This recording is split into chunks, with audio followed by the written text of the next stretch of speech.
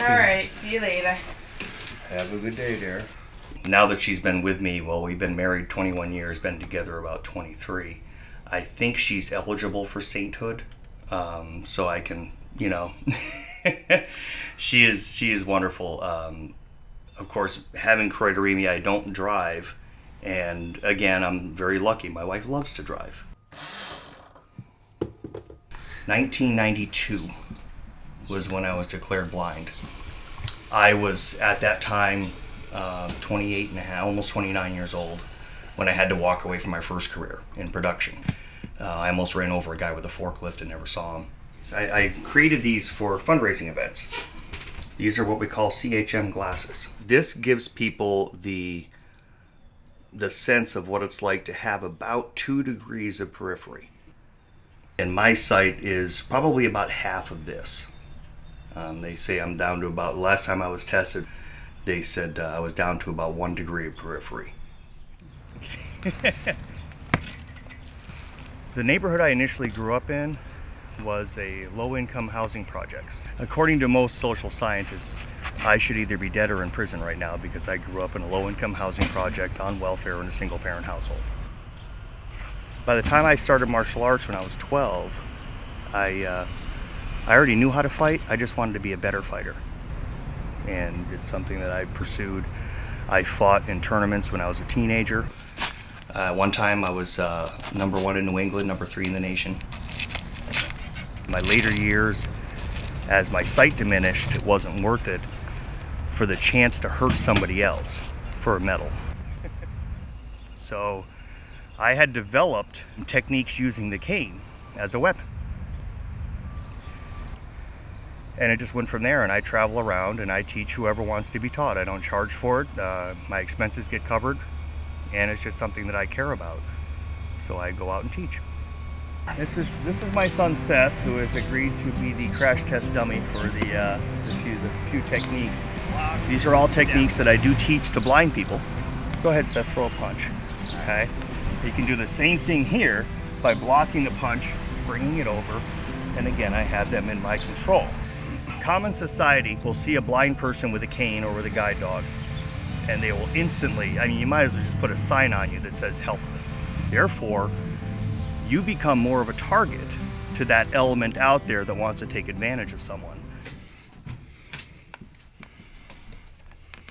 You know, it's funny, we've been contacted a few times through the years by people that find our website and they see the address and they see Choroideremia Research Foundation. And I've actually had a couple people show up at my door thinking that they're coming to a lab.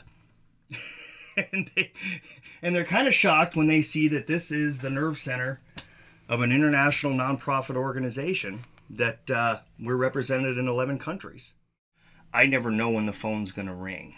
I've received calls at midnight. I've received calls... That was not planned. All right, we'll talk to you soon. Bye-bye. When I was diagnosed in 1968, the doctor told my mother, literally told my mother, when he gets old enough to understand, tell him you're going blind, there's nothing that can be done about it, end of story, prepare yourself. One of the joys, I guess, for lack of a better term nowadays, when I do get the phone call from a parent of a child who just got diagnosed.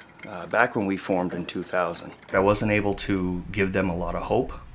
Now, in the last few years, I can tell that parent of an 8-year-old child, hang on, it's coming.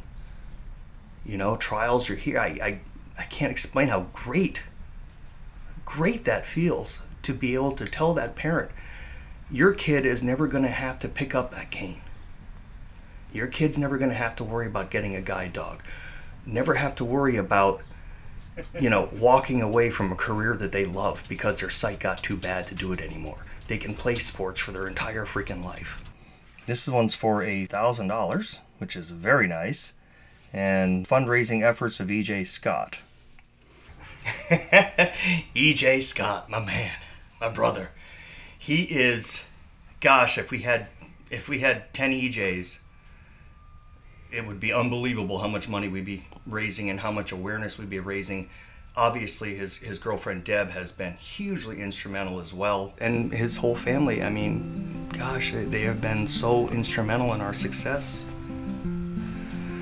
And EJ, God, the comedy shows, running all these marathons. I still say he's crazy running all these marathons, but you know, when you do something that outrageous, it attracts attention. I don't get into a fight unless I'm going to make sure that my enemy is down and not moving anymore. I'm in a fight. I am prepared to kill choroideremia, and I am so thankful for, you know, EJ and his family.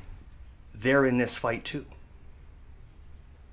and because we were in this fight, we're gonna knock this sucker out. Together, we're bringing this thing down. All right, ladies and gentlemen, we should all gather at the finish line. EJ Scott running the full marathon blindfolded. 8th marathon of the year for him, doing the same thing, all for a cause. Let's welcome back EJ Scott! Woo! And his guide, Jennifer. Yeah, he's running 12 marathons in 12 months. This is month 8 for him. 4 more months to go. We're excited to have him at Mesa Falls. We're good, we're good.